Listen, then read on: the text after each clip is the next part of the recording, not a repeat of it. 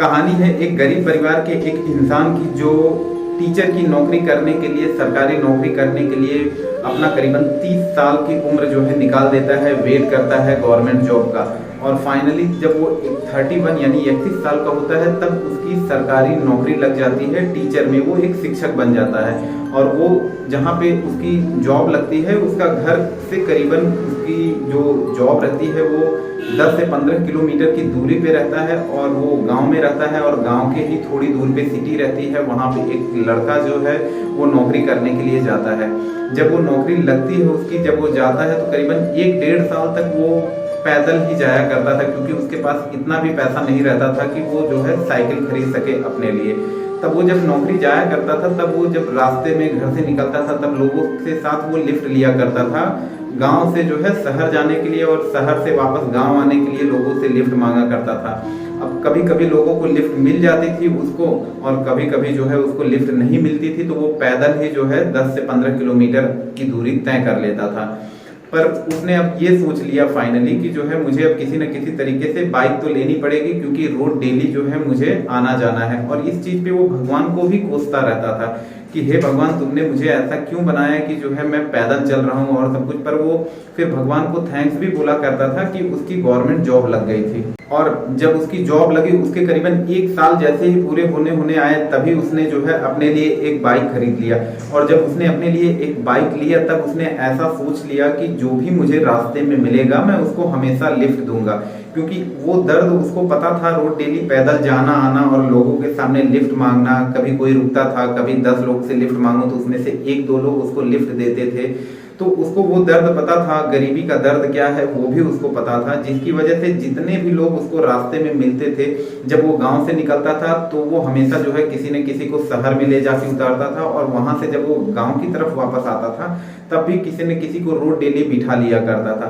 इसी तरीके से उसकी लाइफ चलती रही और करीबन 1.5-2 साल बीत चुका था। वो एक भी दिन ऐसा बाकी नहीं रहता था कि उसकी बाइक पे कोई बैठा हुआ ना मिले। जब वो शहर से गांव की तरफ जाया करता था शाम को, तब भी उसकी बाइक पे कोई न कोई बैठ के गांव जाया करता था, और जब गांव से शहर की तरफ जाया करता था तब भी उसकी बाइक पे कोई न कोई लिफ्ट ले लेता था और बैठा रहता था। पर एक दिन ऐसा आया जब उसको कोई नहीं मिला और शाम हो चुकी थी, थोड़ी रात होने वाली थी। पर थोड़ी आगे जाता है जब वो, तो उसको एक आदमी मिल जाता है, वो उससे लिफ्ट मांगता है और ये खुद गाड़ी रोक देता है और उस इंसान को बिठा लेता है। पर जैसे ही गाड़ी 4-5 किलोमीटर तक आगे लेकर के जाता है और रोड थोड़ा सुनसान आता है, तभी जो है पीछे जो इंसान बैठा था इसके, उस इंसान ने जो है पीछे से चाकू निकाल के इसके पीठ पे जो है लगा देता है और बोलता है कि तुम गाड़ी यहीं पर रोक दो, नहीं तो मैं तुमको पीछे से मार दूंगा, और तुम उतर जाओ गाड़ी से और मुझे गाड़ी लेकर के जाने दो। अब वो गाड़ी रोक देता है और गाड़ी रोक करके वो सोचने लगता है मेरे साथ तो लूट हो गई है।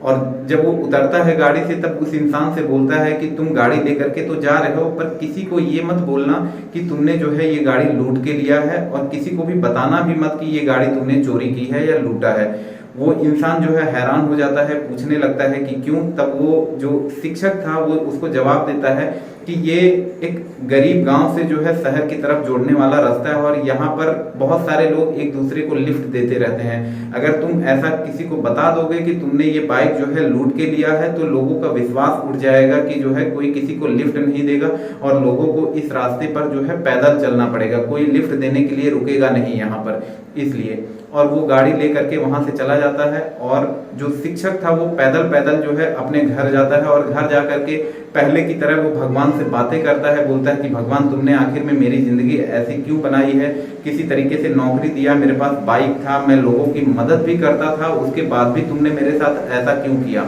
और फिर शिक्षक खाना खाता है रात का, और रात में खाना खाने के बाद वो सो जाता है। और जब शिक्षक सुबह उठता है तो देखता है उसके घर के सामने उसकी वही बाइक आकर के खड़ी है। अब वो देख करके हैरान हो जाता है और उसके पास में जाता है। जब तो पास में जा करके देखता है कि उस बाइक पे एक चिट्ठी चिपकी हुई है, और वो जैसे ही चिट्ठी खोल के पढ़ना शुरू करता है तो उसके जो चेहरे पे एक मुस्कुराहट आती है, और वो चिट्ठी पढ़ते पढ़ते सोचने लगता है कि भगवान ने आखिर में जो करते हैं वो अच्छा ही करते हैं। अब वो चिट्ठी में लिखा हुआ ये था कि जब वो चोर बाइक को लेकर के जाता है और कबाड़ी वाले के पास जाता है बाइक को बेचने के लिए, तो कबाड़ी वाला देख करके ही बोल देता है ये तो मास्टर की गाड़ी है, तुम इस गाड़ी को लेकर के कहाँ से आ गए हो, किसकी गाड़ी लेकर के आए हो, कहाँ से आ गए हो।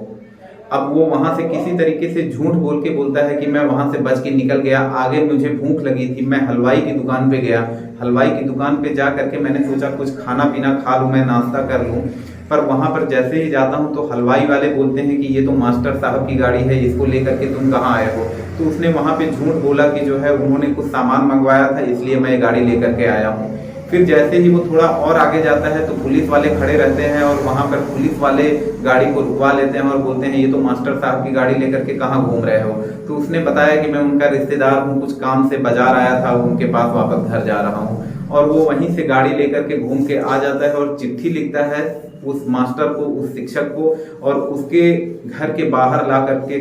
जो गाड़ी है वो खड़ी कर देता है और वहां से जो है चला जाता है। ये जो चिट्ठी थी ये पढ़ते पढ़ते जो शिक्षक थे वो मुस्कुराते हैं और ऊपर वाले का शुक्रिया अदा करते हैं। दोस्तों ये कलयुग है और आप सभी लोगों को पता होगा कि कलयुग में बहुत सारे लोगों के साथ अच्छा होता है और बहुत सारे लोगों के साथ में बुरा होता है। पर फर्क सिर्फ ये रहता है कि जो बुरा काम कर रहे होते हैं उन लोगों के साथ में हमेशा अच्छा हो रहा होता है, और जो अच्छा काम कर रहे हैं, ईमानदारी से अपनी जिंदगी जी रहे हैं, उन लोगों के साथ में हमेशा बुरा होता है। तो जो अच्छे काम कर रहे हैं उन लोग को ऐसा लगता है कि वो इंसान तो बुरा काम करके तो भी आज उसकी चारों तरफ वाह वाह है और वो इतनी ऊंचाइयों पे है, और हम लोग अच्छा काम करके भी जो है आज ऊंचाइयों पे नहीं है और हमारे साथ में कुछ भी अच्छा नहीं हो रहा है। तो ये कहानी उन लोगों के लिए है जिन लोगों को ऐसा लगता है। इसीलिए दोस्तों जिंदगी में जो भी होता है वो अच्छे के लिए होता है, और भले भगवान अभी जो अच्छा कर्म कर रहे हैं उनके साथ में बुरा कर रहे हैं, पर फाइनली भगवान उनके साथ में ही है और उनको अच्छा एक दिन जरूर मिलेगा।